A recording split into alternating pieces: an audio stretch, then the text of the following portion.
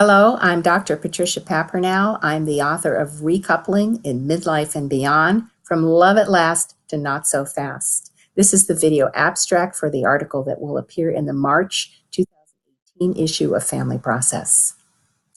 Divorce rates have dropped in the United States with one stark exception, and that's for those over 50, where the rate doubled between 1990 and 2010.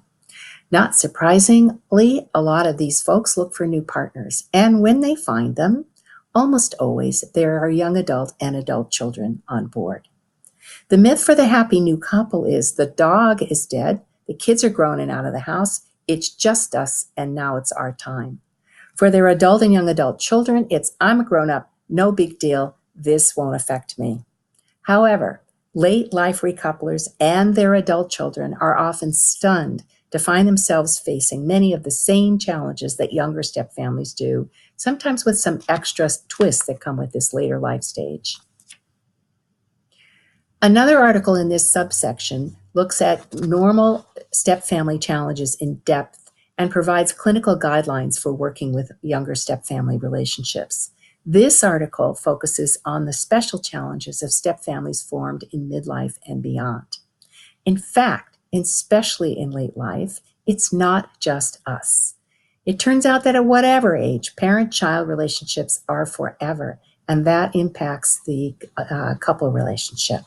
And at this later life stage, normal stepfamily challenges are often intensified by decades-long ex-spouse and parent-child relationships, not to mention multiple intergenerational layers of extended family and friendship networks. Skilled help can make a really big difference. However, as with younger stepfamilies, for both clinicians and stepfamily members, your first-time family model isn't going to do it. This article begins with a description of how all stepfamilies differ from first-time families. It provides an overview of how the 5 normal stepfamily challenges unfold in later life.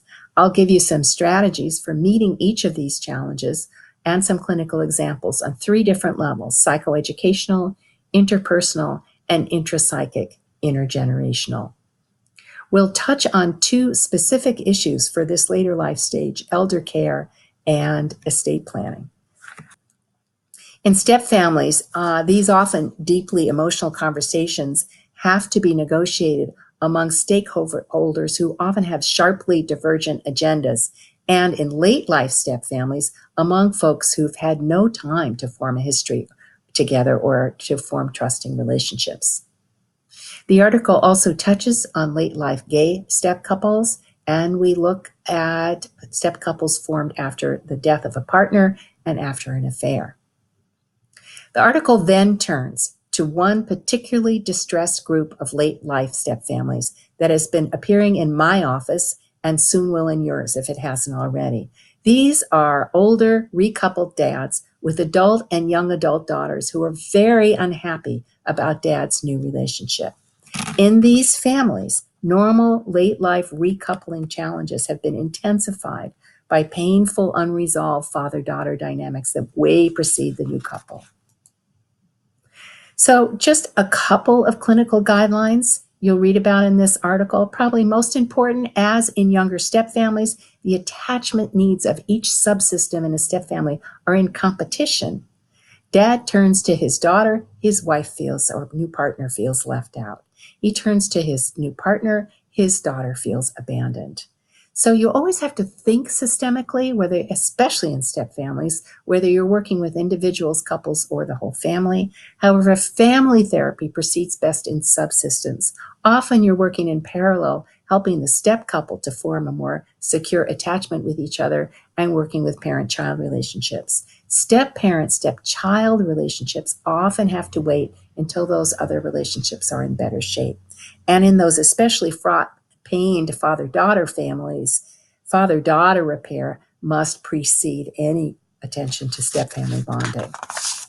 The article ends with a few what I call easy wrong turns that I often see in well-meaning therapists. There's lots to learn. I hope you'll read this and the other 2 articles in this subsection so you can provide wise help for these folks who I know are appearing in your office.